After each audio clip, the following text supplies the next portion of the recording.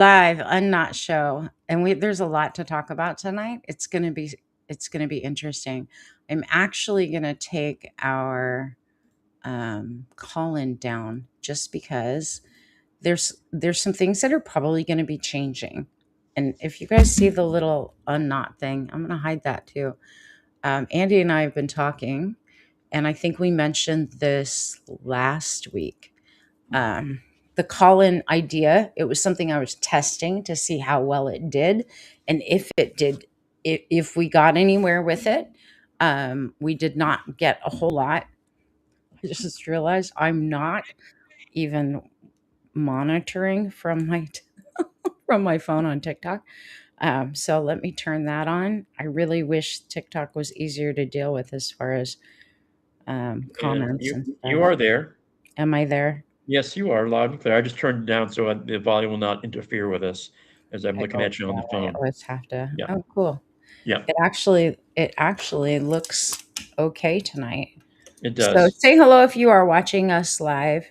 Um, Please, I would appreciate it because yeah, We this is made it through the first 3 months of the year. We are now officially into April. we are in April, and I did our monthly forecast today, which is interesting, um, to say the least. But yeah, You're smiling when you say that, and I haven't had a chance to listen to it yet because I was working earlier, so I'll get a chance to listen a little later. I probably after we're done this evening, but it's a long one. It's absolutely a long one. So if you're not in Hidden Wisdom and you're like, what's the monthly forecast? Every month on the first, I do a monthly update and forecast, of what the energies are going to do astrologically. And then I follow it up with tarot as well.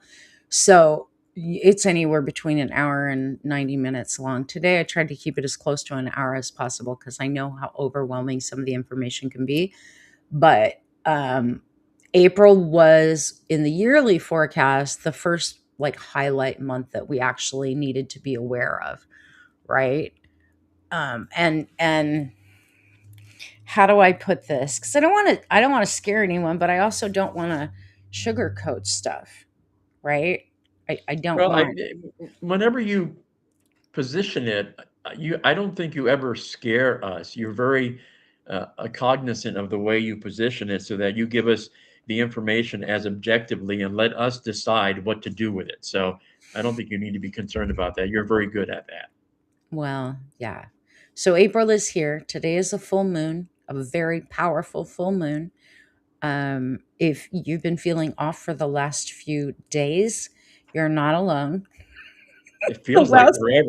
I mean, honestly, it feels like it's been going on for a while now, and the it's only last, been but the last few days, the energy as the full moon started to build, it definitely started to get wonky. And yesterday's energy in particular had everybody feeling discombobulated and scattered and just insane, right? So if you felt that yesterday, you were, it was the energy, definitely was the energy. well, I mean, that's a good place to start, right? So we're into April. You've been saying for a while now, you've been sort of giving us warnings or giving us a heads up, looking ahead, that we were going to hit April and it was going to get a little more intense, maybe a little scarier or crazier, depending on what your perspective is. But what are you seeing that we, and maybe don't have the skill sets that you do, are maybe not paying attention to or just can't see? So one of the things that I'm noticing, just hey Cardamancy, hello, hello, welcome in. Thank you for watching on YouTube. I appreciate it. If you guys are watching on Facebook or YouTube, please say hello in the comments and please let us know you're here. Please hit the like button. If you are watching us on TikTok, double tap the screen. It tells TikTok that this is a good stream and we'll send more people our way. We've got a few people, 4 people on the TikTok right now. So okay, what am I seeing? I'm seeing a lot of stuff, and there's a lot of stuff that I could say. There's a lot of stuff I don't want to say.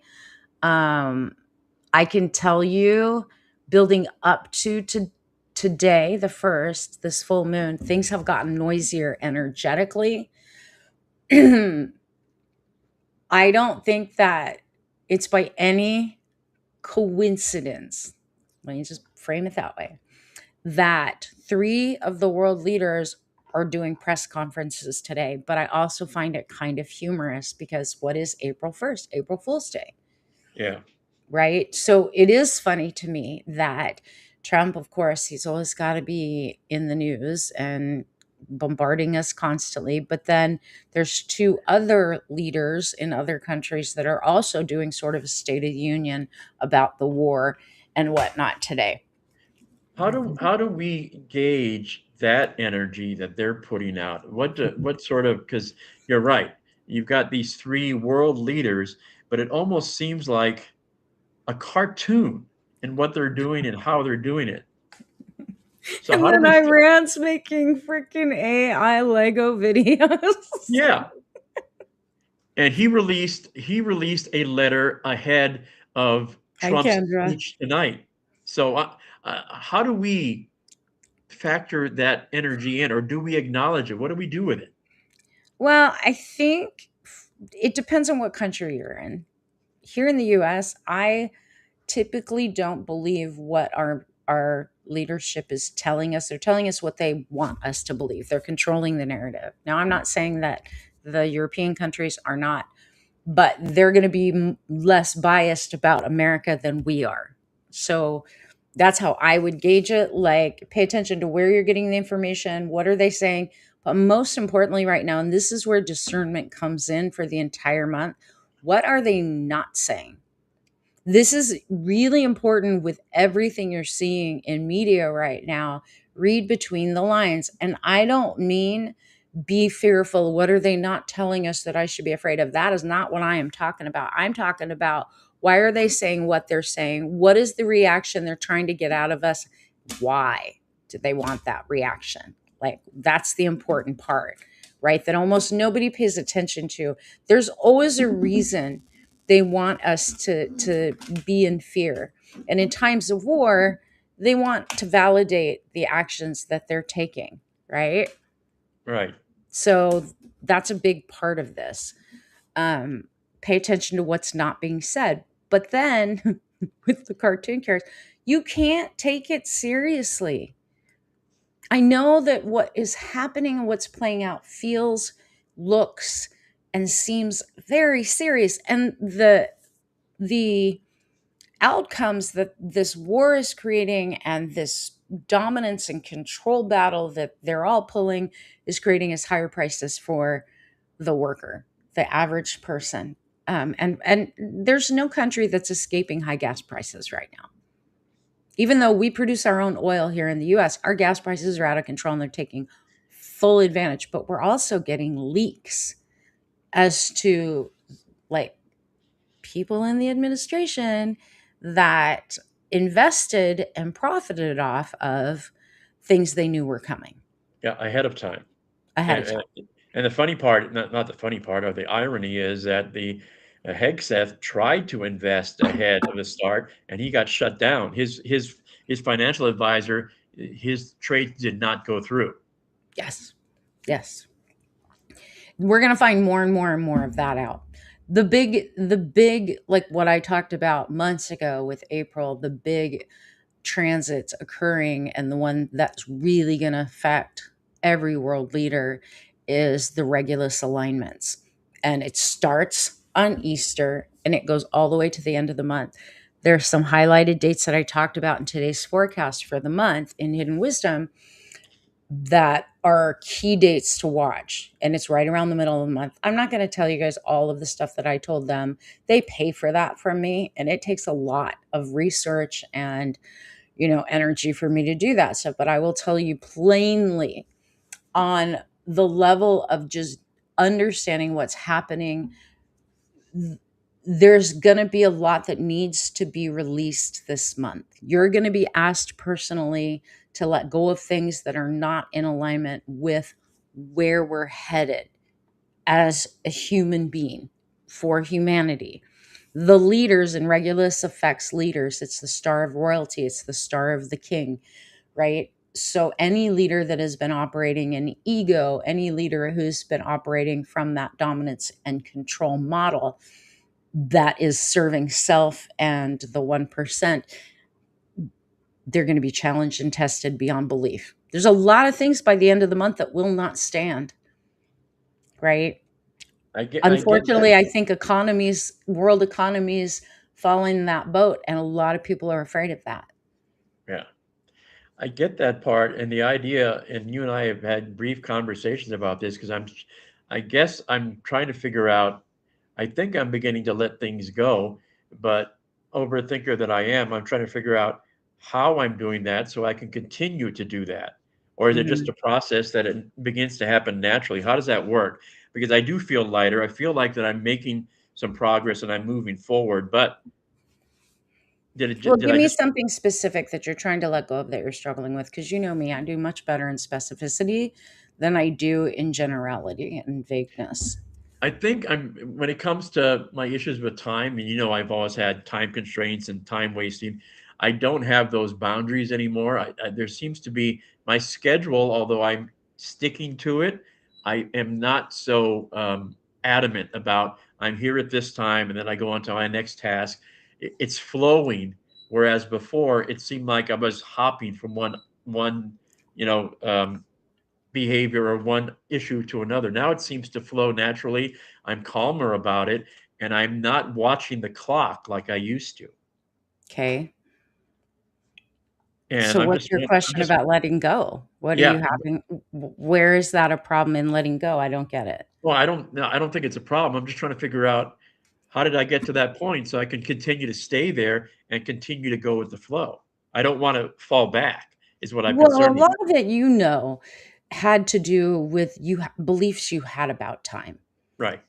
and philosophies that you lived by, and then patterns your life around, right? Like, so whether we learn these in childhood or we learn them in school, um, or they're taught to us in our first experiences on the job, which a lot of people are programmed their first years working, right? Produce, produce, produce. Time is everything. And these things start to lock in.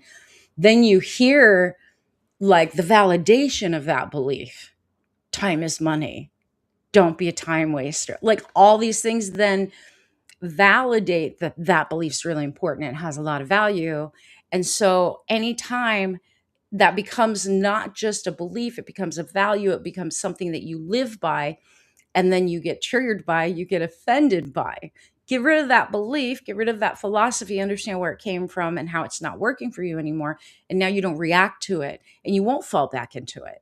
So once we address that stuff in charm life, because you're in charm life, and we really dug into where that really come from, what else has it affected? Is it serving you? Those are all the places Right. that once you clear that and replace it with another truth that is true for this moment, we don't fall back there. Okay.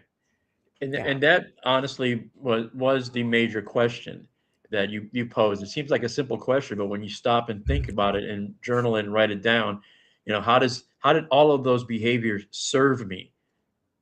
I thought they did, but they really didn't when I sat down and dissected it and thought about it. So Well, and once it's not even a matter, because I don't want people to think that like you can think your way out of problems. I know you think that you can because you're a high overthinker. And that actually gets more in people's way, overthinking things. I have several clients right now that I am working with that have this horrible habit of over analyzing and overthinking everything to death. And then even once they've made a decision, they start to second guess that decision and start to overthink it again. And it literally is so draining. And you think, oh no, I'm just really being careful. No, you're really just overthinking. no, you're right because Hey, I used to Ashley. I used to think that when you think of every possibility, therefore, when you make the decision, you know you've made the best possible decision. But I've sort of moved away from that, realizing that just go forward and you can modify your course, your journey as you go along. as opposed to sitting around thinking, okay, here are all the possibilities. I have to pick one. You don't have to pick one. You just go. And then as your journey continues, you modify. Well, we have this weird fallacy that we all were taught that, like, you make the best decision possible, right? A long time ago, when I started studying universal law and principle and psychology and philosophy and all the things that I use in my little toolbox, my large toolbox, um, I came to realize this fact. Okay, every choice creates a whole lot of energy and unfolds a reality, what some people in the spiritual communities call a timeline. You making a different choice exists in some other dimension. When we get into quantum physics, we start to see like there are endless dimensions and multi versions of you, which goes in this whole other place that's unnecessary right now. But you focused in this timeline at this time, chose something that is going to take you to an experience. Whether you decide that experience is good or bad is the story you give it, the beliefs that you're walking with. And 10 years from now, a decision you thought, oh, I made the wrong choice. 10 years from now, you may see that was exactly the right choice. So, what's the point in overthinking it once you've made it or second guessing yourself? Like, go for the ride. The whole thing that we seem to not accept about being alive, our lives are supposed to be an experiential journey. It's not meant to be this safe, always perfect, only good journey. Journeys are full of thorns and detours and surprises and opportunities and new doors opening. Journeys are also places where you got to learn new skills to survive. Right. But you hit on something that I think got me I through a I lot. And as you coached me initially, I think made a big difference. It's the meaning you attach to things. Because I'm sure if I sat down and looked back at my journey, there probably were a lot of challenges that I had, but I did not perceive them to be that way. I attached a different meaning to it right. and was able to get by it quicker maybe because my mindset was different as opposed to, oh, that's something that's getting in my way. I got to figure it out. But I mean, when you posited it that way, the light bulb sort of went off for me going, okay, yeah, my journey maybe wasn't as easy as I thought it was. It's just that I attached different meanings to a similar challenge that somebody else might have looked at differently than I did. Hmm. Yeah.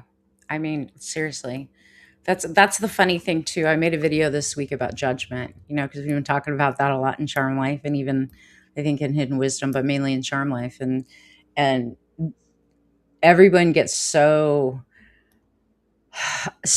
held back by the judgments, opinions, and perspectives of everybody else. And when you start to realize like someone else's judgment is so skewed towards whatever their belief system is, and their belief system may be completely anti you, anti everything that's really you. You are never going to know what someone really believes unless you really spend a ton of time with them. A lot of people think they know what I believe because I share a lot and I'm very transparent. But when you get down to the core of my beliefs and my values, my philosophies that navigate my life and different circumstances as they come up, there's no way for you to ever really know. You don't Right. know what I've studied, right? There's some things we keep to ourselves and we should keep to ourselves. Knowing that you are never really going to fully know someone's belief systems, their full experience, how they processed it, how they didn't, what they're avoiding, what they're afraid of. You'll never know those things. So why let their judgments stop you from moving forward? It has nothing to do with you. Well, and that's also one of the phrases that one of the first things you said to me, and you also said it to your auntie when Hey, Benjamin. that because she was also pretty insecure. What somebody else thinks about you is none of your business. Right. Right. And once you get into that mindset that I shouldn't concern myself with what people think of me, it's a lot easier to focus in on what you need to do. But a lot of people derive their lives based on others. When your life is all about how people perceive you, how happy other people are because of you, yada yada yada. Like, then what other people say, what other people think, are going to affect you greatly. I reached a point in my 20s when everyone that I cared about and needed the support from vanished at the lowest point in my life and went, all you people had a lot to say about the choices I made, but you have nothing to say. In fact, you're absent when I need you. And when that happened, it was a wake up call for me. It was like, oh, okay, so you've been giving these people this huge amount of real estate in your head and dictate all of your choices, the things that you did, the things that you didn't do. And yet these people are not there when you need them. And you gave 90% of your energy in life to please them. Pointless. It's pointless. And then you're not true to yourself. You end up losing yourself in the process. Hey, Carla. Yeah. Hey, Ben, I sent you an email. I hope that you got it. And that's all I'm going to say about that, but check your email. Um, so yeah, it's crazy how much time we spend on it. And I'm going to tell you guys right now, that's part the reason I made that video. And I think one of the reasons that it keeps coming up in Charm Life in our group as we're working through, I mean, it is one of the lessons, right, in Charm Life that we go through, and it not in the way that y'all think, and not just in the way that we're talking about it. It's much deeper than that. But one of the reasons I think it's coming up is because, like I said, in April, personally, everyone is going to be asked to look at what is not working and what needs to leave. And if you will allow that thing to leave, let it go, like Andy was saying, let it go, it will be replaced by something that's meant to be there. Don't be afraid of what you lose this month, people. Don't be afraid of what goes away, even in on the global stage. I don't care if it has to do with the global economies, the the leadership. I don't care what it is this month. If it's meant to break and go away, it's going to. It will be replaced, not right away. And I want to be clear about that. If there's one thing I've had the biggest gripe about all week, because one side of my business, I focus on helping people with health. I do biomagnetism therapy, I do Rife therapy, and I do holistic health coaching. I've been doing it for 26 years and I get amazing results. One of my biggest complaints with the people that come looking for help, and they've been through 10 years of going to doctors and multiple different practitioners, a chiropractor, an acupuncturist, other whatever part, and they finally come to me because I'm making sense on the videos and the posts that I write about and the articles I publish. And they're like, well, how long is it going to take? Thinking they finally found the answer to their problems, but then they expect me to fix a decade of chronic health issues in 1 or 2 sessions, in 1 or 2 weeks. That is not possible. I don't care who you talk to. Nobody can promise you that. And I wouldn't dare. Like, people always ask me, how long is it going to take? How many cells? I don't know. I don't know your body. I don't know all your conditions. I'm going to look at your lab work. I'm going to look at your prescriptions. I'm going to look at your diagnoses. I'm going to put together a full picture of what was missed. And then we're going to work from there. How am I supposed to know how long it's going to take for your body to heal? And how am I supposed to know what decisions you're going to make in the food that you put into your body, the beverages you put into your body, how much stress you allow yourself to be under, right? All those are factors. I say that because April is a month of truth, and a month where truth is revealed, whether we want to hear it or not. And it's things like that that I'm telling you right now are going to keep coming up and coming up until people finally accept this is the truth. and we have to build upon that foundation, all the other stuff's going to fall away, or at You're least start to break in a big, big way. you're a deep diver. We know that. But for those of us that are just beginning to get beyond scratching the surface, you talk a lot about releasing what isn't being supported with us. Hmm. Hmm. How, what does that mean in practical terms for somebody that's just trying to put their toe in the water and try to realize and figure out what isn't supporting them so we can get beyond that? How do I recognize that? So the first question you have to ask, and you have to understand, the first thing you need to understand with all of that is what the ego is, right? A lot of people think ego is just that, the people who are proud and the people who are arrogant, the people who are selfish. That's not ego.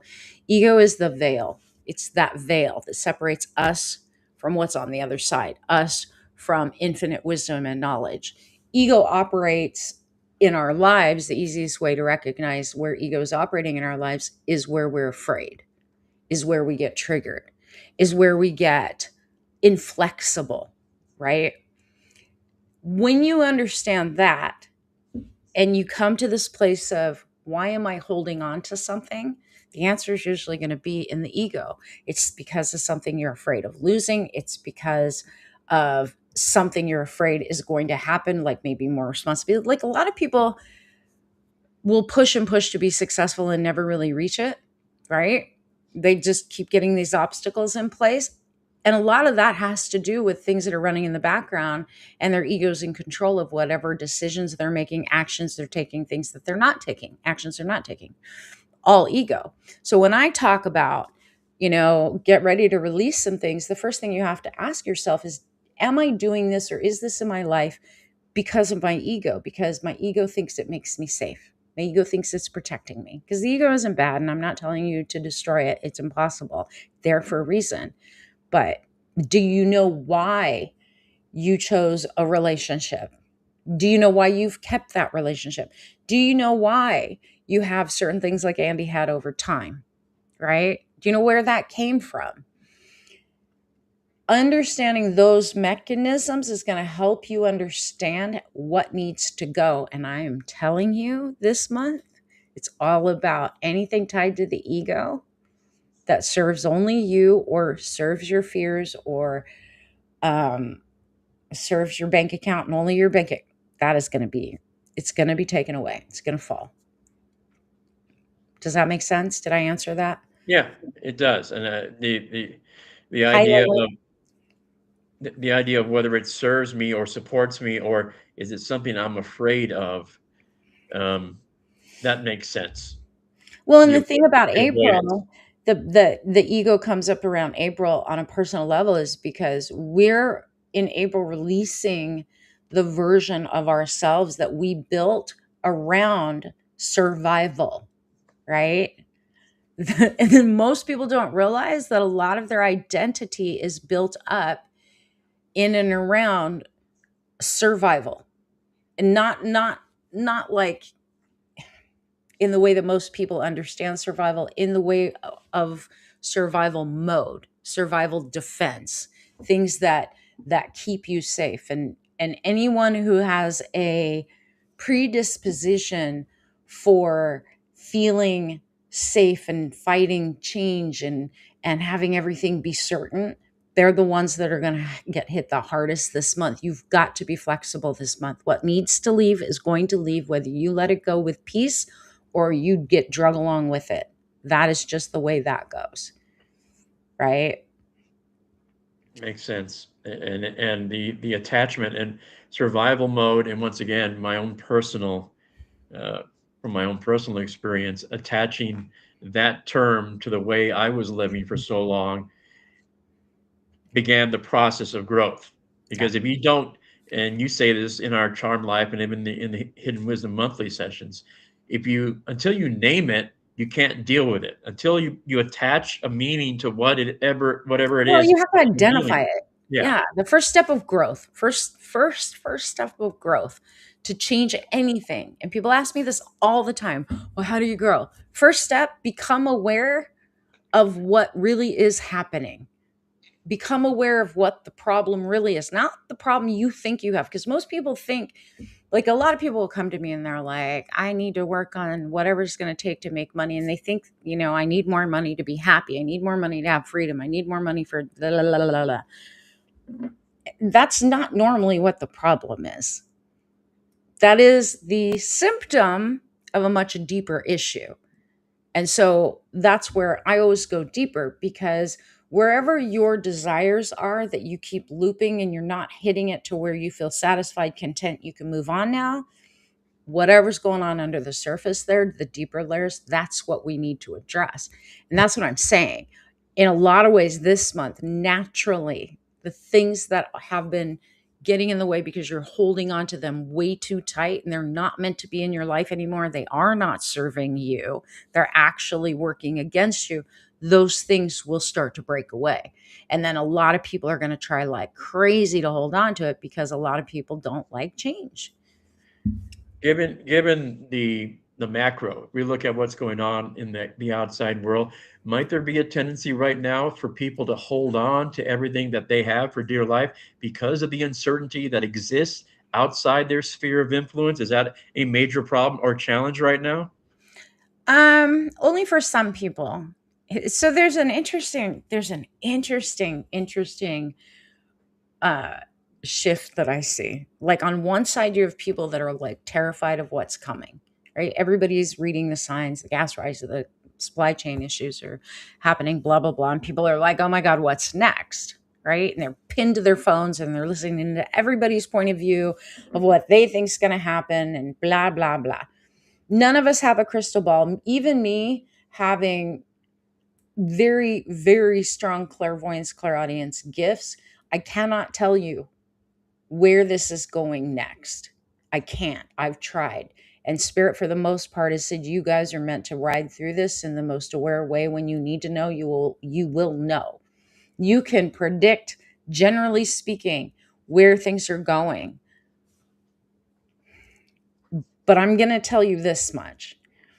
The other side of the people are the people who are pretending like nothing's happening and they're continuing forward with the same beliefs, the same behaviors, and acting like no, nothing's wrong. We all know something's wrong. We all can see the things that are being done where there's a massive loss of life, where there is a massive power grab, there's a massive um, grab from the control grid to extract as much as they possibly can from a dying system.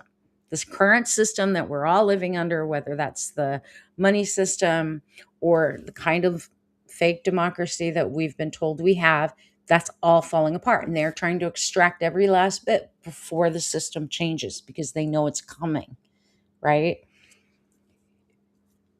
If you're walking in fear, you can't see the opportunities in front of you to be led to the safe path that's meant for you. And we all have a path forward that is meant for us.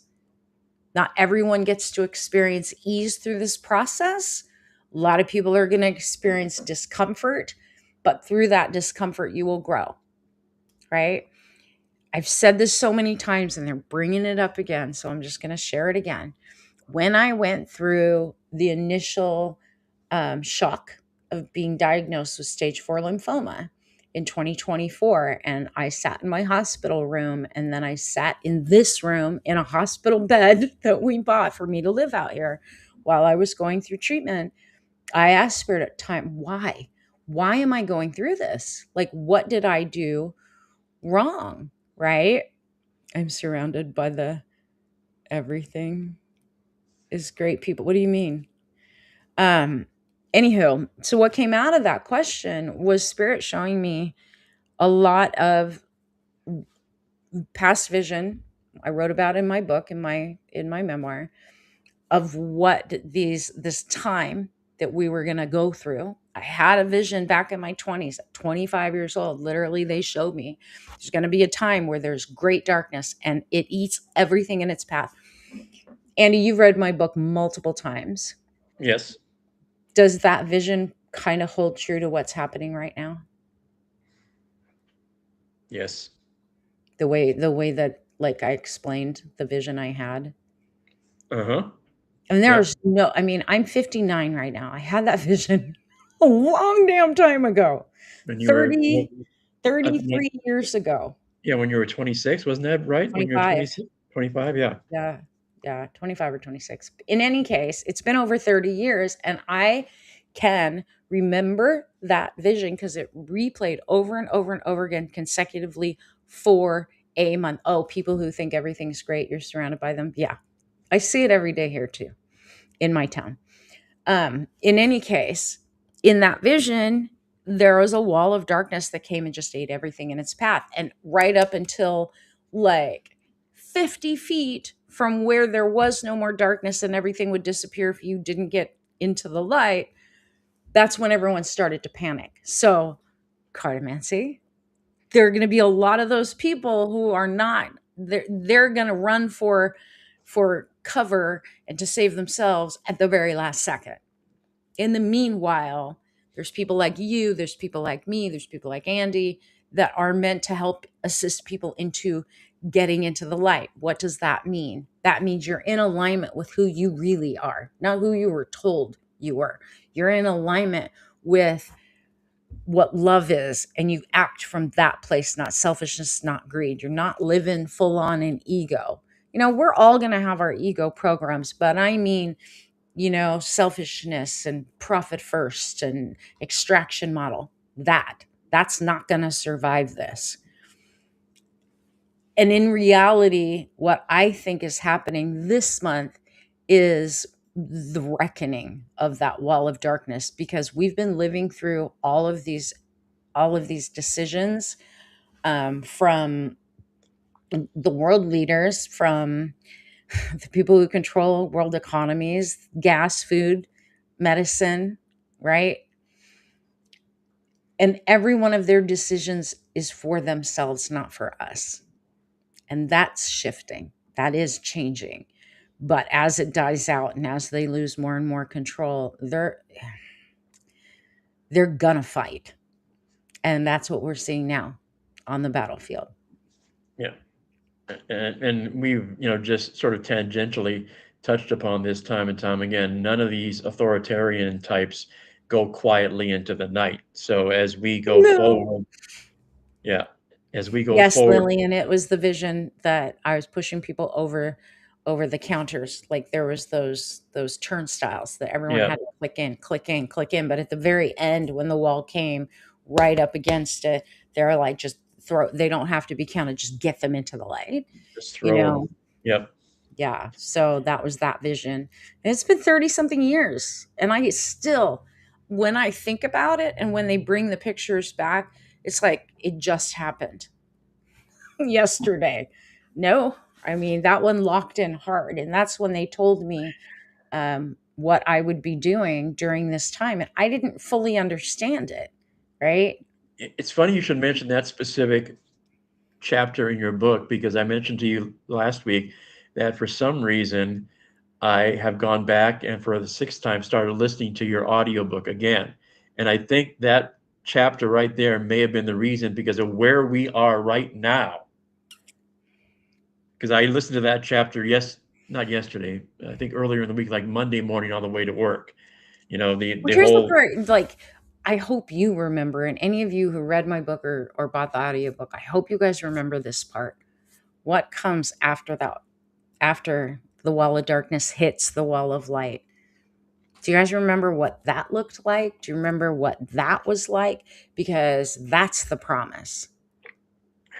And that's what we have to know no matter what happens. That is ultimately where we all end up. I was just talking to my client that came in for biomagnetism therapy today, and she's a super sweet, super spry. Oh my God, 71-year-old lady, just intelligent and amazing. And she's from Colombia and she lives locally, and she's very spiritual. And we were talking about all the things going on with the war, and she said it breaks my heart. And I said, yeah, mine too. And she was like, what do you think is going to happen? I said, I don't really care what happens, because I know whatever happens is going to happen perfectly, and it's meant to happen. And I'm honestly not attached to the earth in this life. because I know what's on the other side. She goes, Amen. Goes, me too.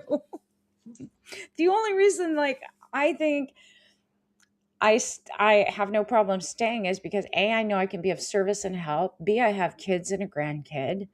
But if it meant that tomorrow we all went to the other side, like, that is the place where all things are made right. There's no inequality, there's no fear, there's no hunger, there's no pain. Like, all is well. That's our true home. That's what we call eternity. But, like, this to me is more the dream. That is what's real. And that's what we return to. So why would I be afraid of that? And it doesn't require you to be a saint to go there. Everybody goes there. What level of what's available to them on the other side, that's what's dependent on the choices you make in this life. But like it or not, everybody goes there. And once again, by your suggestion, a great book that gives a perspective and insight into that is The Afterlife of Billy Fingers. That's a great book for anybody to read, or I love the And the audiobook. movie, What Dreams May Come. Yeah, I know a lot of religious teachings want to make you believe there's a hell that you're going to burn in all eternity. And I just don't believe that.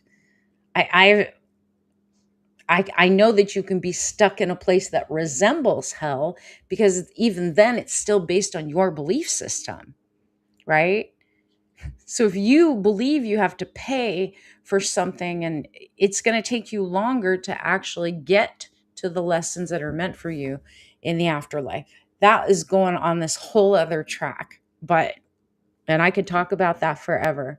Um, but but yeah, it's interesting because you're right. In the afterlife of Billy Fingers, hell in a sense would be repeating the same things over and over and over again because you don't learn. You haven't learned yet, doesn't so feel you like can't our move life on on. earth. I always Yeah, question, like, or maybe we're just in hell. Like, I kind of feel like this is that place, so the testing ground of choices, and it just feels like it's inescapable and whatnot until you learn, much like the other side, until you learn that you always have a choice and you always have some level of power, as long as you don't outsource your power. And I think that's the big lesson for us for April. Um, and I think even with a lot of my high achiever clients that I coach through optimizing their performance and deepening their connections and improving their health and all of that, the biggest picture in that really is getting to the understanding of who they really are. You know, a lot of us, if you didn't take the path I took and studied all the things I studied, you may very well have just taken the path of succeed, do the right thing, get the job, look, have the kids, do all these things, go through the motions, right? Andy took that path. My aunt took that path. Bury the things that forever feel like they're chasing you, or just don't acknowledge them, avoid them until they catch up with you. A lot of people took that path. But at some point in our lives, the truth starts to surface, whether that shows up as I'm not happy, I feel empty, right? Or I'm attracting the same old relationships, different name, different face, same exact outcome. Or I am at a job where I feel like my soul is getting sucked dry and I can't stand it. And you just feel like you're on this treadmill. If that's what it takes to wake you up, to get you to start turning inward instead of outward, for your identity, for your validation, for your purpose, for your contentment. If that's what it takes, that is what the damn universe is going to do, and your higher self is going to direct. right. But either way, everybody gets that wake up call. In Joseph Campbell's work, they call it the hero's journey. Get the call. You Right. receive the call. But then do you answer the call, or do you continue chasing your tail and avoiding it and living a very surface unhappy life, where whether you have to learn the lessons in the next life or this life, entirely up to you. One of the I think it's one of the earliest exercises, and I think we did this live in Charm Life, and it's one of the exercises which I found enlightening. especially for me, is you asked us to describe who we are, not what we do. Because if you're as you're a high performer, everyone talks about all these things they've done and achievements, but who are you? Not Yeah. what you do. And when you begin to separate that and figure out who you are, that's a part of the growth process. Huge, huge. I mean, people think they know who they are, but they've, like, a lot of the way we were taught to identify ourselves is truly like the roles that we play, whether that's a daughter, a wife, a mother, a husband, a CEO, a C-suite executive, right? And like, so many people equate their tie their identity to their job title or the role they played in the family. They've never once stopped to think my identity was created before I even came out of the birth canal, right? There's the, literally, you had a consciousness before you got here. You didn't remember once the veil dropped, but you have a purpose, you have your own desires, you have your own likes, you have your own dislikes. That's why in astrology it's so easy to map people's preferences and general traits in a group. Like, you can say, well, most cancers are super sensitive emotionally, they don't always act like, they have deep emotion, and that they're sensitive, they bury it behind a mask. Like, you can generalize, because people, I believe, are born under the sign and on the day and with the energies that are going to support your consciousness level and your personality and true identity the most. But then we don't pay attention to that. We come to the earth and we're like, oh, I'm an A student. That's who I am. Oh, Mm, I'm a victim. That's who I am. Right? Like, we just give ourselves all these new identities that are either going to limit us or support us. But which one is it for you? And I right. always ask people that. I always want to know, how, who are you? Who are you? Not what do you do? Anybody can tell you what they do. Who are you? You've been helping, well, close to 30 years now. Been helping people transform and heal themselves. Wh- Looking at where we are today, what do you think most of us are holding on to that are keeping us stuck that we need to realize and move past? Oh, that's a big question. Because there isn't, like, I don't think there's an easy answer to that, because everything's nuanced, right? Like I was saying, everyone has their own belief systems, everyone had their own experiences and their own emotions tied to their own experiences. And so everybody's perception is very dialed into their own experience. General, if I were to go real general on this, I think a lot of people are holding on to either a definition or a vision of themselves that they had when they were much younger, when they had big dreams, right?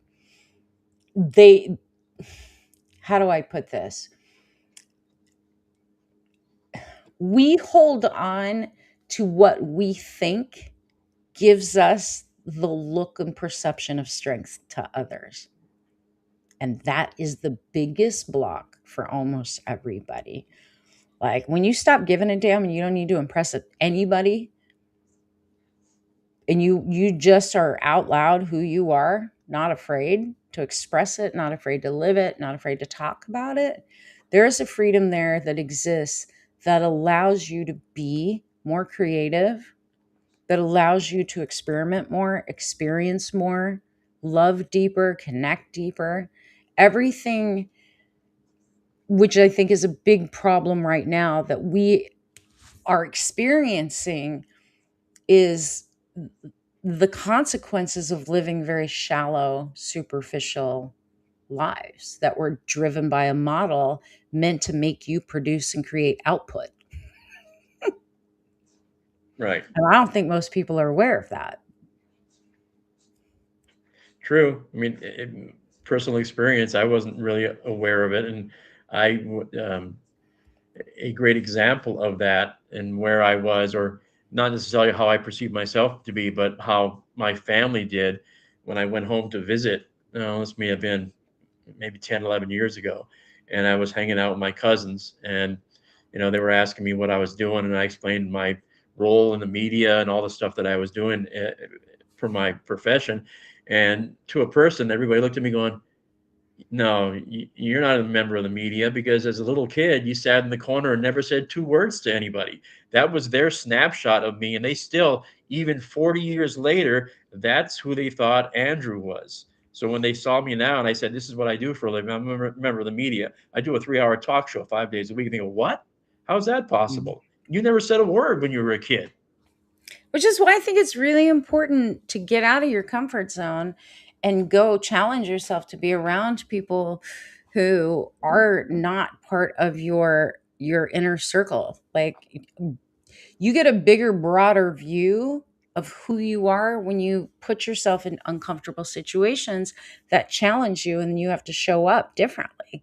When we're around the people that we grew up with, when we're around our family, when we're around, this is like people who don't travel outside of their towns, let alone outside of the state or out of the country, become very narrow minded, not growth minded, because they're stuck in that role, that identity, and it's locked hard. Nobody in their community is going to see them any different. They have expectations of them, and then you try to live up to those expectations. It's suffocating. And I think this is a great example of why people need a coach like you, whether it's Hidden Wisdom or Charm Life, because in hindsight, I realized I needed to leave the comfort of my family and move to the mainland so I could discover who I really was and grow. But it wasn't an intentional choice that I made at the time. Looking back at it, I go, okay, that was really important for me to do in order for me to get where I am now. You know But when we experience the most fear too, mm, and second guessing, when we're being pulled and we have all the signals, our health, our unhappiness, our constant drain, like you lose interest in everything. We know something has to change. We begin to make the choice to change it. That is when your biggest fears come up. Do you know why? why? Because you're challenging the ego and you're trying to break the programs and the paradigm the ego set in place to keep you safe and keep you alive. That is the survival, like the survival programs that I talk a lot about. So You do don't you think? even know. Like, I'm working with someone who's leaving a 15-year, very successful career. That's all I'm going to say about it. So she can't be identified. Very successful career. And she's going to go out on her own and do her own thing. Her health has suffered. Her mental health has suffered. Her, all of, like, she makes very good money where she's at. It's not because of the money that she's leaving. In fact, the money has become the golden handcuffs kept her there, right? And the So amount of time she's invested. 15 years is no small time no. in your career. Well, and So, for a lot of people, they would say, "I've invested that time. I need to hang tough and stick it out."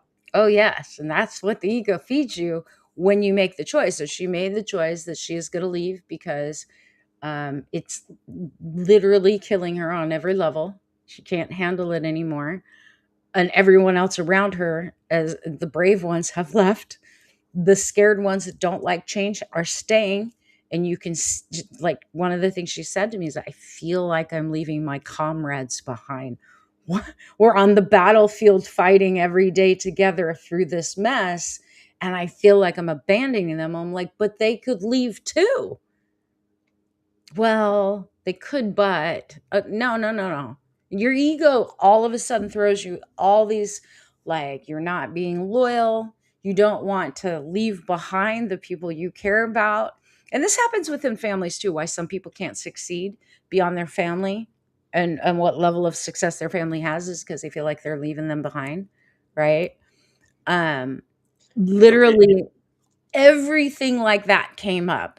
I'm abandoning me. Oh my God, I'm being stupid. Am I making the worst decision in my life? Even though logically, rationally, and every sign in her life points to, if you don't leave, it will harm you further. That's irreversible. But all those fears come to the fore. You're not being smart. This is a dumb move. You're leaving people behind. Like, you name it. You're going to go broke. Like, So this oh was my God. this was the internal dialogue she was having with herself before she Yes. made the decision. No, no, no. Even after the decision. Oh, okay. No, that's what I'm telling you.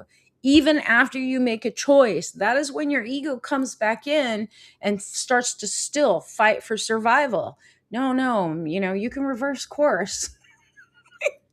Just hang on for a little bit longer. Hold on, let me read this comment. Every time I mention moving away, people tell me I'm running away from myself and my issues. No matter who I talk to, would like to move, but I also have fears of moving. I'm not making good money where I am, so I feel stuck. Plus, it snows for 9 months of the year. I'm a fixed sign, so it's hard to leave too. Yeah. Carter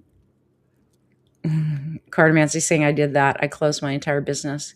Plus, I'm 58. What does age have to do with change? Literally, what does age have to do with it? The lady I worked with today on my table that I did biomagnetism therapy, I've been working with her for a month, and her sister, she brought me her 73-year-old sister. Both have severe post-COVID conditions from getting the vaccines. Anywho, she is just this amazing woman, and she lives here and outside of San Antonio. She lives close to the airport in San Antonio, but part-time. 71. She's still studying a bunch of stuff. She's a yoga teacher. Like, when you look at her, you're like, there's no way you're 71 years old, because of her attitude. They travel, funny enough, in the summer. They leave San Antonio and go to Colombia. They go back to their home country for the summer because it's so hot here, right? You never hear anything out of this woman's mouth because she's learning how to do magnets too. She's got all these things she's learning. Never hear anything about her age. I only know her age because I had to ask it during her intake. That's why I know her age. And I know her sister's ages because I know from their intake, age never comes up. And her and I were talking about our plans for the summer. She goes, yeah, my sisters were asking me if I'm still leaving in June. And she said, realistically, I had to tell them that is my plan, but God only knows. He said, that's our plan too, to go to New York in June. Because she asked me, when's your trip? And I said, it's in June. And she's like, so you're going? And I said, God only knows. That's the plan. The reality is we still make our plans. If we need to be flexible and change them and pull them back because things are going on in the world, then we do that. But I still plan to move out of Texas at some point. This is not my final resting stop. I own a house here. It's very affordable, very affordable. But will I stay here forever? No. And I don't need anybody's permission to leave. When I decide it's time to go, it's going to be time to go. And I will end up having to rebuild my local clientele. I was in Colorado for almost 18 years, and my local clientele went away, and I had to rebuild. And then I was in Seattle for 3.5 years, and I started to build local clientele there. The in-person people either joined me online and did everything through Zoom. I still have some of those clients, and the rest of them, they didn't. And that's cool, right? And then I came to San Antonio, rebuild. Everything in life is changeable. Your age has freaking nothing to do with it. Andy's older than me, and he's getting ready to retire in the next few years, and he's not going to stay where he is. No, and I'm 66. I'm going to be 67 in August, and like I've told you before, I've grown more in the last 3 years than I did in the previous 43 years. So, Right. and age had nothing to do with it. Yeah. The question you have to ask yourself is, why am I letting other people dictate what's right for me? If I were coaching you one-on-one right now, that is why are you letting other people dictate what's right for you when internally you know what's right for you and what's not right for you? It's not a hard question to answer, but the next follow up question that I would have for you at that point is, all right, so if you continue to go along with what everyone else believes for your life, what do you gain from that? Because there's going to be benefits. And I always ask them in Charm Life, what's the payoff? Why are you still doing this? What's the payoff? And whenever I first ask that to someone, they're like, what do you mean there's no payoff? Oh, but there is.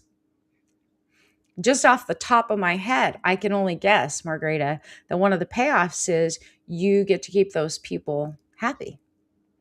You get to make them right. You're not rocking the boat. That's a benefit, personal benefit. It feeds your ego. It feeds your ego's program that you have to be part of that tribe. There's other tribes, there's other communities. You know what I mean? So, So, yeah.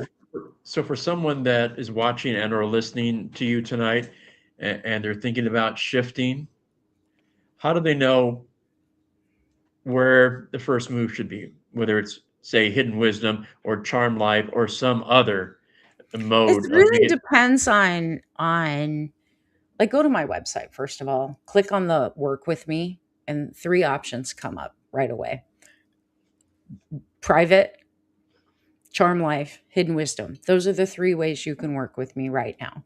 I am actually, in the next few months, probably not until the fall right now, because I have that trip coming up in June.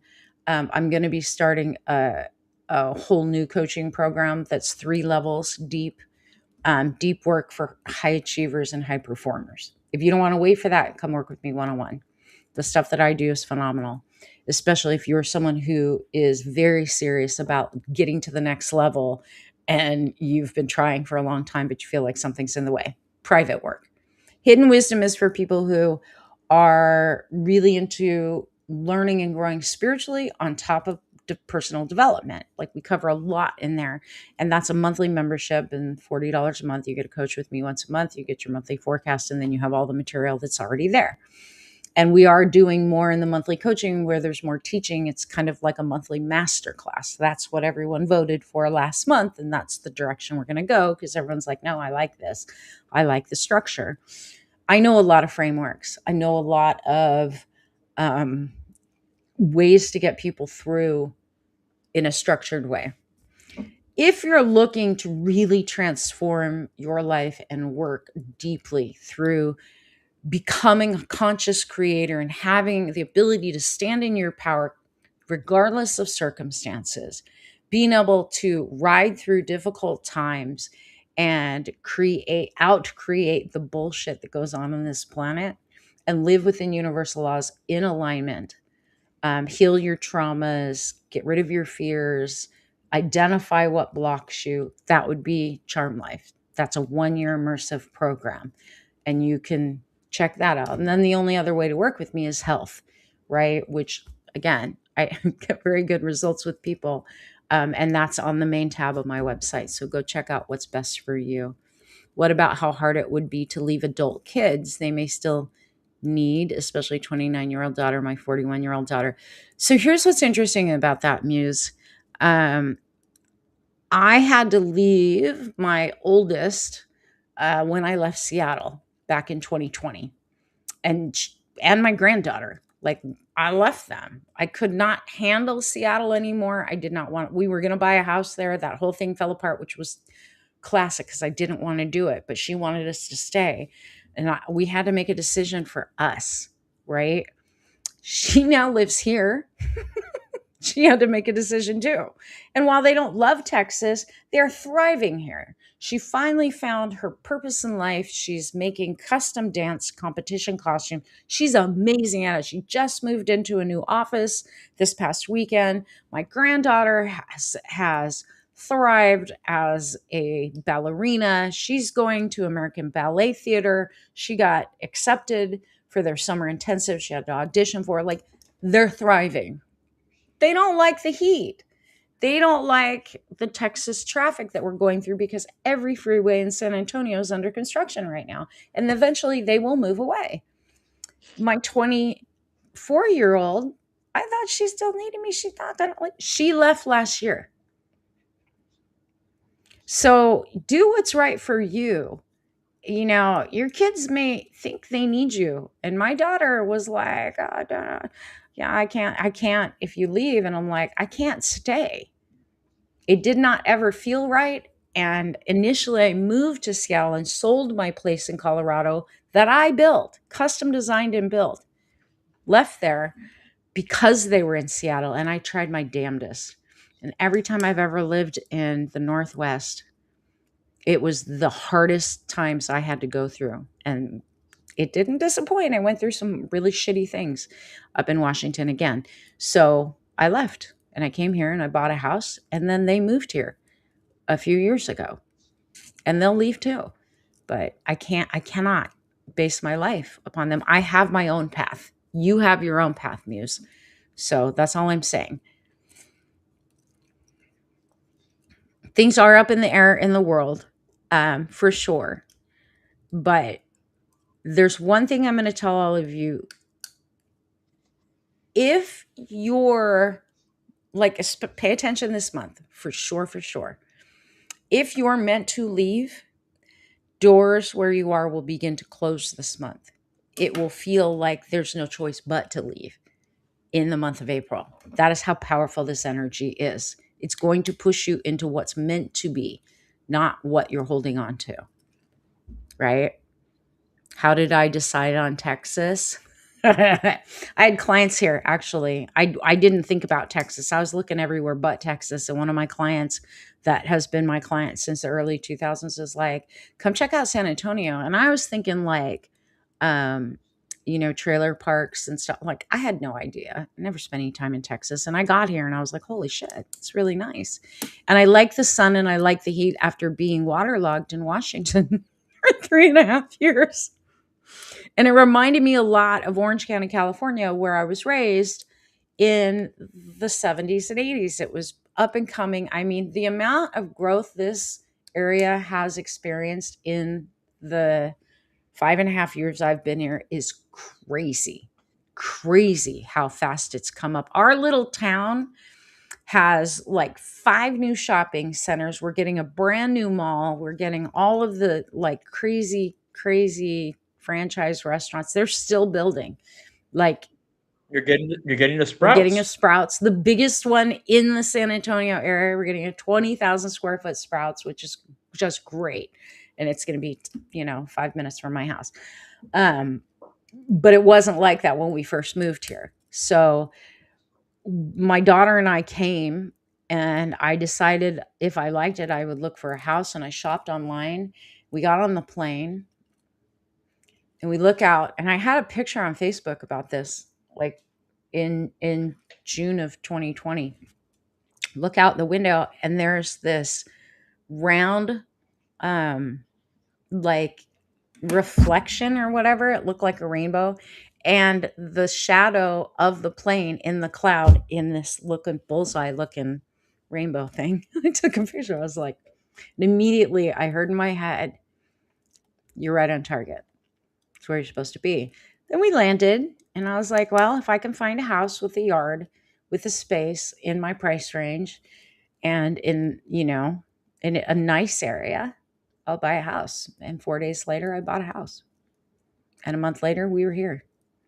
I didn't think about it. Like, I don't spend a lot of time thinking. I do deep research when I am looking at things, but I'm researching. I'm not thinking and overthinking and catastrophizing and playing out every damn scenario. Because here's the thing, I would have never achieved anything in my life, experienced anything fun, been on any adventure if I spent my life overthinking shit. People ask me, like, what made you buy a boat in your 20s and live on it as a single mom you know, with this kid, and you didn't even know how to drive the thing? Because I wanted to live on the water. And I woke up from a dream and spirit said, what about a boat? And I was like, I can learn how to live on a boat. Okay. And I'd been on boats. I mean, yachts, not like small boats. I had a 38-foot yacht. Like, I didn't know how to drive it, but that didn't stop me from buying it. I learned how to drive it a few days after we brought it home. to the marina that I parked it at. So, like, literally, I don't think about stuff. I go with what feels right. And if it all looks good and it starts to line up, which is how I know things are meant to be, is they just line up super easy. If I hit a lot of resistance, I have to stop and check, like, maybe this is the wrong direction. Maybe it's not meant to be. When you push and force things and then you end up paying the price for it later, you have no one to but yourself to blame. But that's the same thing applies to staying stuck and doing the same shit over and over again because you're attached. I don't have a lot of attachments to things. You know, I, I'm all about let's go for the ride and let's have fun while we're doing it. Even if the ride is scary, let's have fun while we're on it. I don't need to live a peaceful, calm life all the time. My life is peaceful and I bring peace with me everywhere I go. It is not dependent on where I am, if that makes sense. And I hope I made that point. Like, everywhere I go is peaceful, not because the place is peaceful, because I bring that peace with me everywhere I go. Did that make sense? Makes sense. That makes total sense. Exactly. And it has a lot to do with happiness and joy. You bring that with you too. When you decide that's what you're going to create, you take it with you wherever you go. So it, we're looking at April. We're trying to figure out how we look at the month. What do you want us to take away as we Move forward. think about the next week and the first, yeah, What is as we what look is your forward? life? What is showing up in your life? Where is your life guiding you right now? The wisdom that exists for all of us internally, what we call our higher selves, which is really just your true self, right? That which is connected to your creator, source energy, however you want to call it, God. Call it whatever you want. I don't really care. Just call it. Because there's a part of you that is far beyond the third dimensional physical reality. Pay attention to the things that are feeling wrong for you to be doing. Pay attention to the places where there's lots of friction, right? Where do I feel constrained? Where do I feel stuck? What am I afraid to not let go of? What am I afraid to have change? Those are all what I call breadcrumbs, right? These are breadcrumbs showing you where you need to work on yourself, where you need to shift, change, to let go of some things. Pay attention to what actually gives you a twinge of excitement. And I don't mean like, because at this age, I don't get all like, oh, we're going to Disneyland excited anymore. You know what I mean? At 58, you're just kind of over that. 59. How old am I? I'm 59. Shit, not 58. Anywho, I forgot I had a birthday. Um, but the excitement that's like, ooh, oh, that might be fun. Oh, that kind of sounds interesting. I want to research that a little bit more. That's the stuff you need to pay attention to. If it's got your attention, if it keeps coming back, but you haven't taken any action on it, and it comes back again this month, pay attention to it. And then maybe follow through, right? Try some different things. What doors are opening for you? What doors are closing? What relationships are no longer productive for you and the other person?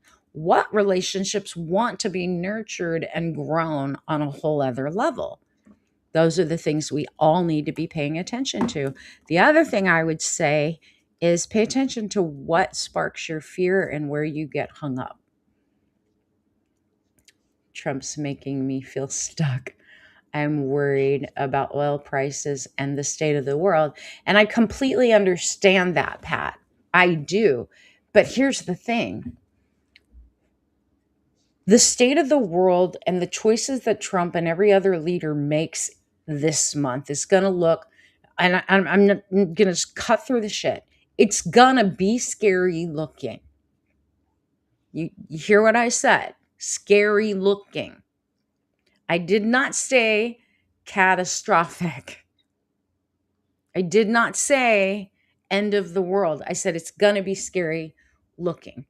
Okay? Hold on. I got to see what I'm supposed to. Buy a boat next month. The site. Okay, cool. I mean, hey, don't stop what you're doing unless you're getting signs that you need to stop it. I know that the world seems uncertain, and believe me, we wouldn't be the first country in the history of the world to face a collapsing economy and an economy or a dollar that needed to shift. It happened in Mexico. Guess what? Mexico's still there. Do you remember, Andy, in the 80s when, or the 90s when Yeah. the pesos crashed? It's a They collapsed. Yeah. completely collapsed. Like my ex-boyfriend, hairdresser dude, like he had to come back to America, come back to San Diego because th- he lived in Mexico City, had a thriving career, was very well known runway hairstylist. Like he was in Vogue, Mexico, like, and Cosmopolitan. He was so successful. And when it crashed, it became a ghost town. But guess what? Mexico City now is a thriving mecca once again. You figure it out and you move on. And part of that's going on right now with petrodollars because the Chinese are buying Venezuelan oil using the yuan. They're not using the American dollar. But it wasn't that long ago either that China was in a place of much of their nation impoverished. You know what I'm saying? We've seen countries struggle financially and then have to change things and move things. This is not going to be just a US thing. And I think that's probably why people are very scared. The US, whatever happens with the US and the petrodollar and the fiat currency, affects the global economy. There are some countries that will do better. China, Russia will do better. They're more independent. North Korea, they're more independent and removed from reliance on the petrodollar. So, does that mean the rest of the world is going to fall? No. Things will be reshuffled and reorganized, and we need a financial system that serves everybody, not just the top 1%. So while it's scary to watch and it's scary to go through these growth pains of paying high fuel costs, one of the things that you need to think about, and the way that I've been looking at this, is it literally makes me a hell of a lot more conscious every time I get in my car. Do I need to use my car today? Do I need to go here or go there? Can I combine trips? Is there, like, if my dad's going to go to the store, can we go together? Because my dad likes his little trips in his six V6 car. He likes them. And he told me today, he goes, I had to pay $45 to fill my tank in my Honda today. And I was like, that sucks. Because I didn't pay that just a couple weeks. I said, no, I know. So, are you willing to maybe not drive your car quite as much? Are you willing to stop your daily trips to go fill up the water bottles at Walmart because you want to get out of the house? And then, the second trip over to HEB, maybe just take one trip and go to Walmart and HEB if you need to have to get out of the house, or maybe buy a bicycle. He's 84. He's not doing that. But like we talked about that and I said, or maybe we go together. Yeah. I don't go that many places. I'm very organized about it, but it is making me more conscious about going here, going there, spending money. I'm not spending a whole lot of money on things. We have our solar set up. Our solar system's running phenomenally, and it's saving on my electric bill for sure. Those are the things I'm focused on. What can I control? And that's all. Like, for all of you that are freaking out about everything that's going on, you don't get to control it. None of us do. Do we get to protest it? Yeah, I went to the protest. Did you? I know Andy did. Yep. Right? Yep. You're right. You focus in on the stuff that you can control. I drive 22 miles a day. That's it. My job is 10 miles away from me, so it's 10 miles up, 10 miles back. My second job is on the way home from my first job, so it's actually, I drive, like I said, 22 miles a day. That's it. And I think the big part about the changes that we're all making, the choices that we're all making right now, like You know, because of what's going on with airlines, because of the price of fuel, all of that. Like initially, I was supposed to drive one way, like round trip, take one trip in June to take my daughter and my granddaughter to New York City. My daughter's never been to New York. Any of you who've been there know it's very overwhelming if you've never been there, how the subways work, blah blah blah. She's got high anxiety and she's highly autistic, so she gets overwhelmed very quickly. So I said, "Well, if it makes you feel better, I can drive you there or even fly with you." So we were going back and forth until 2 weeks ago. And there was a plane crash. You guys saw that. Since then, there's been two plane crashes. Um, and the price of airline tickets went up. And then ice in the airports and all that. And she goes, absolutely glad that we decided to drive. But could you drive? Because I told her, if you want to go and take your sewing machine, because she has to continue making costumes while my granddaughter's at this intensive. I was like, if you want to do that and take your actual sewing machine, not buy some cheap one while you're there that you know is not going to be able to hold up the amount of work that you have to do, um, I'll drive you there. And then if I have to come back and get you, or Nick, her husband, can take my car and go pick you up. I have a hybrid.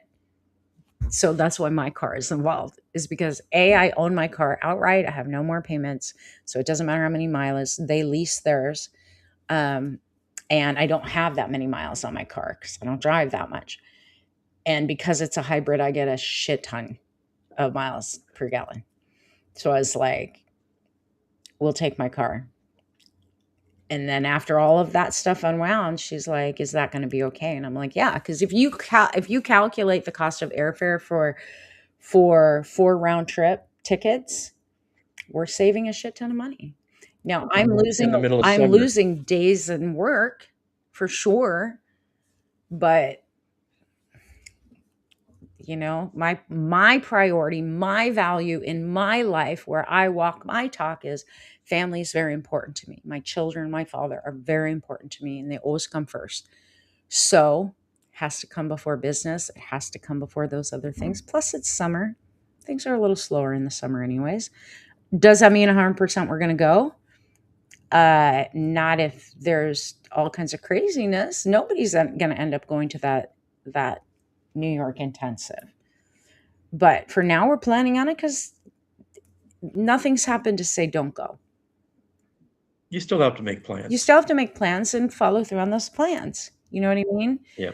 Um, my dad and I were planning to go to Hawaii in October for his birthday month, right? Andy, too. I think Andy was going to join us. We had plans to do that. That's a tentative maybe, or maybe we wait another year kind of a deal, because everything is unstable, but we'll know more in October, like when we get closer to October. When we get to September, then we'll know. Should we buy the tickets and have things calm down by then?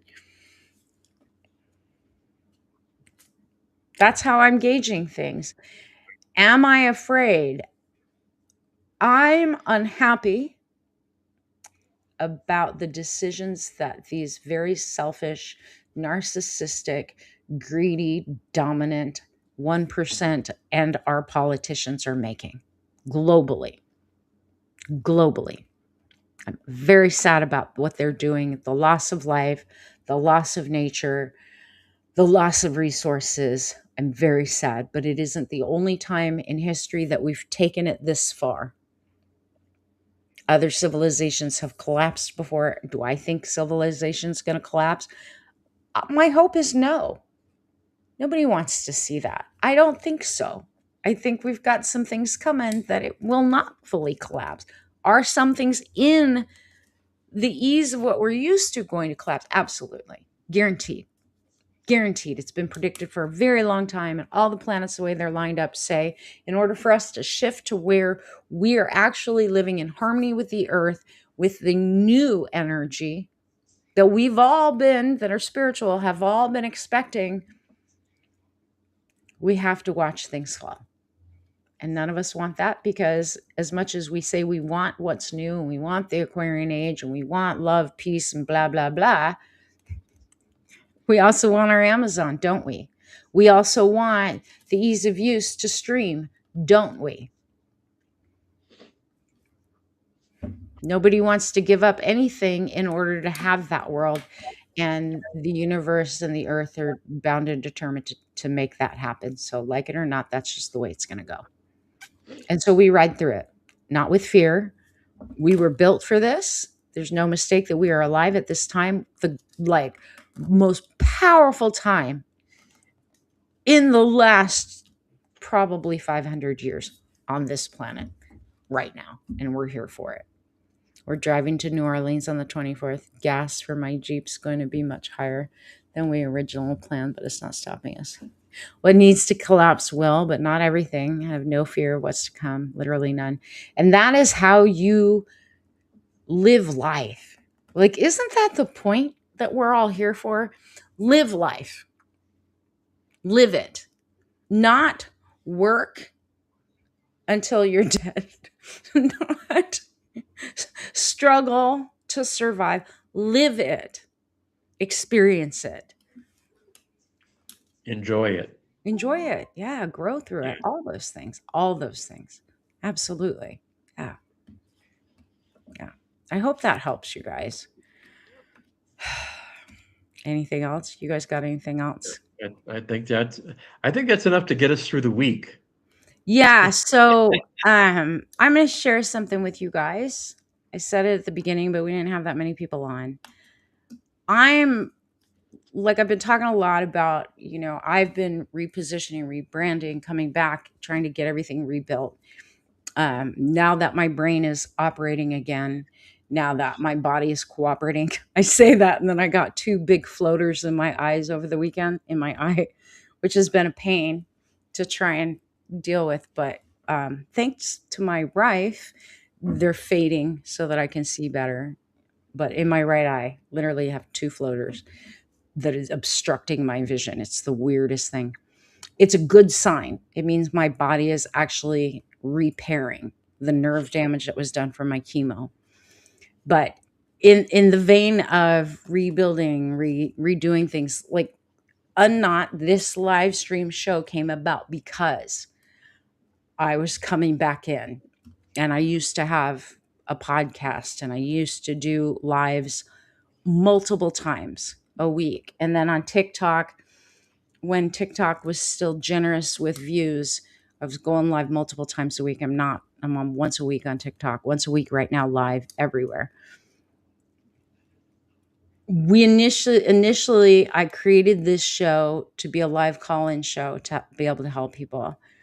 But and we were testing the idea, testing it through right up until April was the whole thing, test it. Because by June, I need to have everything working and operating the way it's meant to be.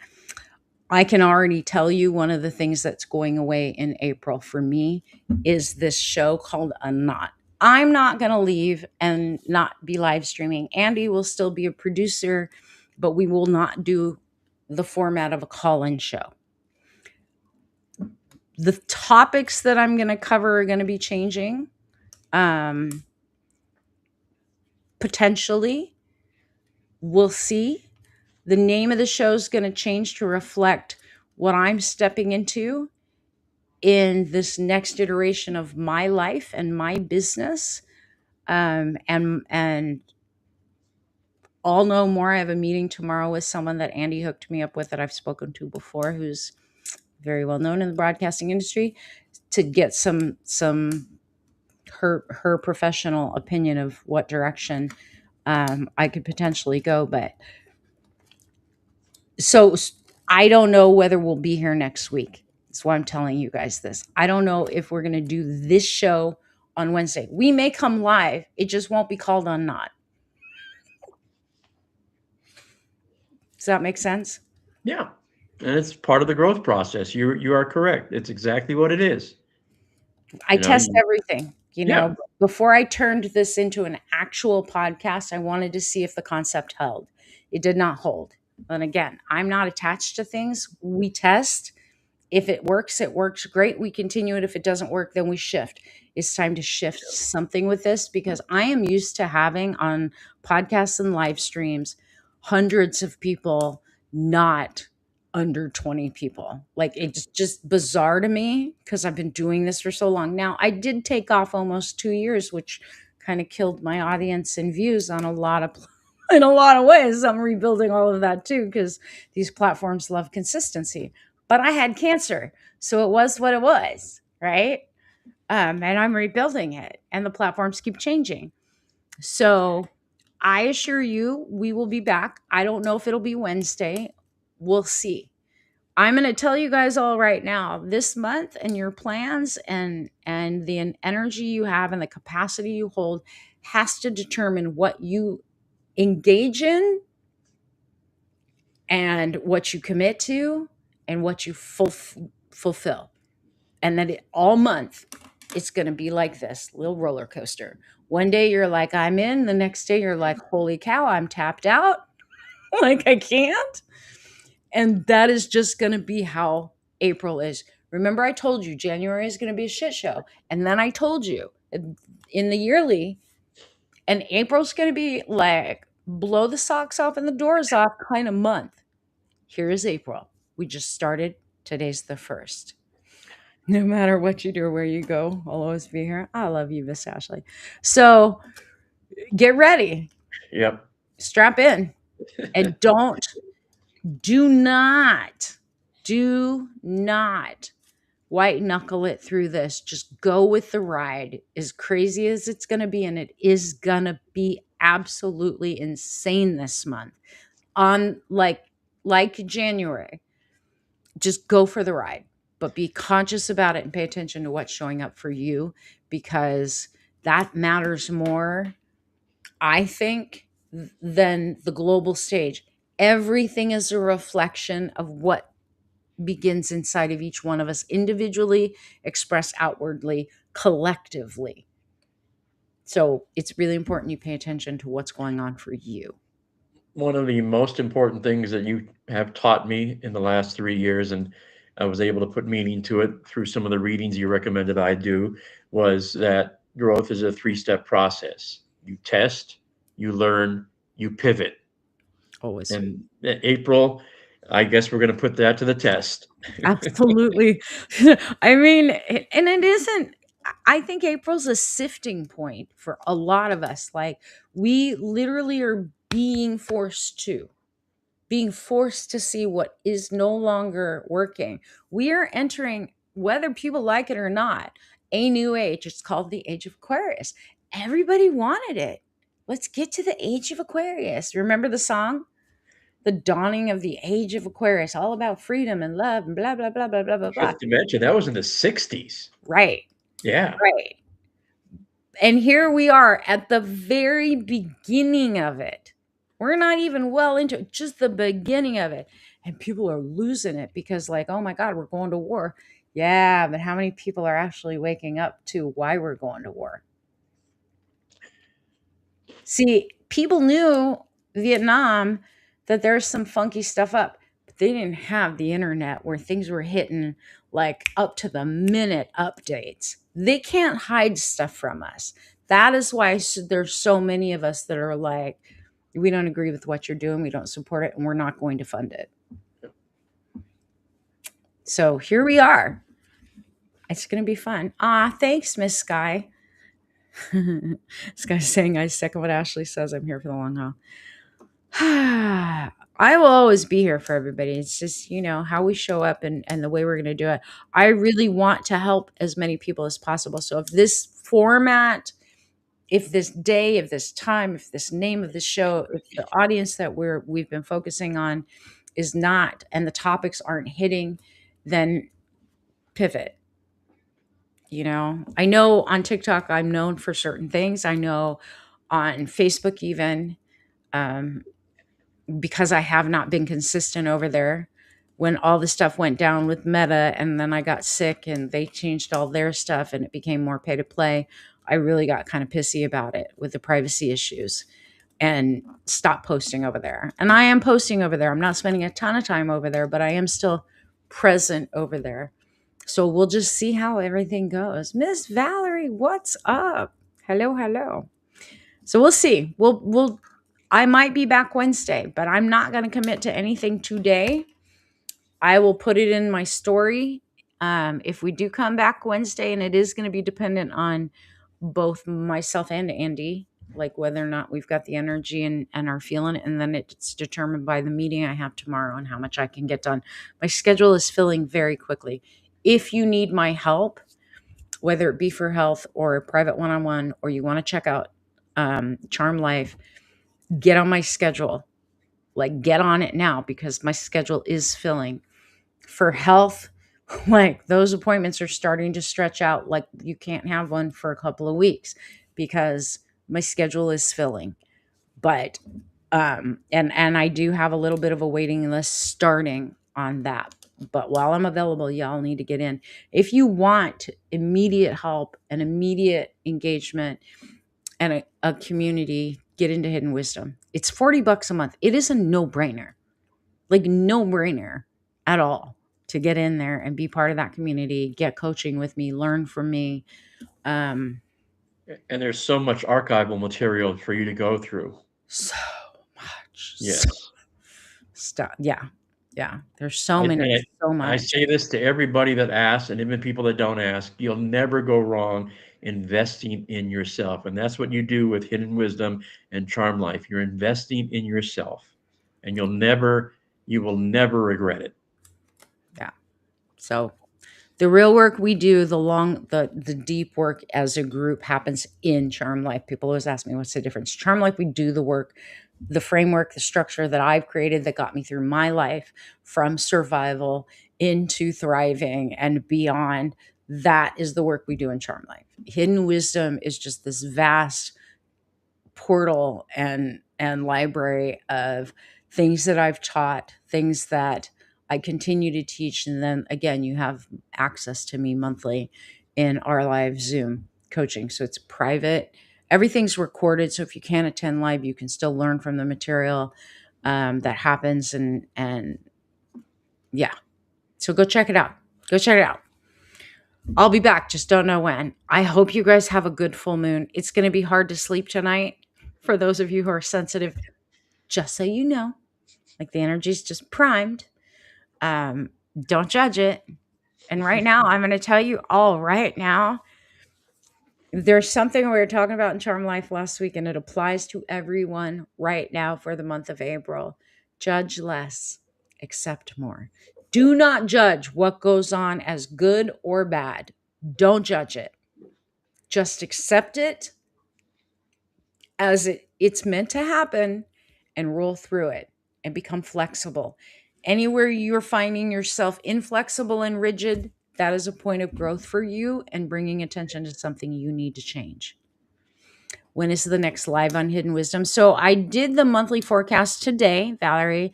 That is now posted in the portal under the monthly forecast. The monthly coaching is the third Wednesday of every month at 5 p.m. Pacific. So that is the The 22nd. 15th. It's tax day, the 15th. See, I said the 22nd earlier. So it is the 15th because Yeah.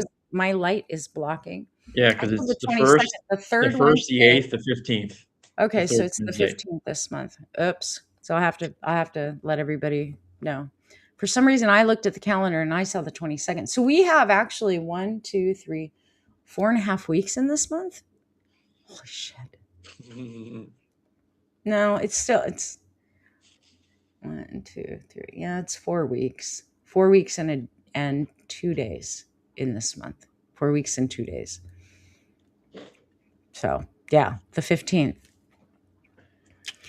Time is flying. Today went by way, way, way too fast.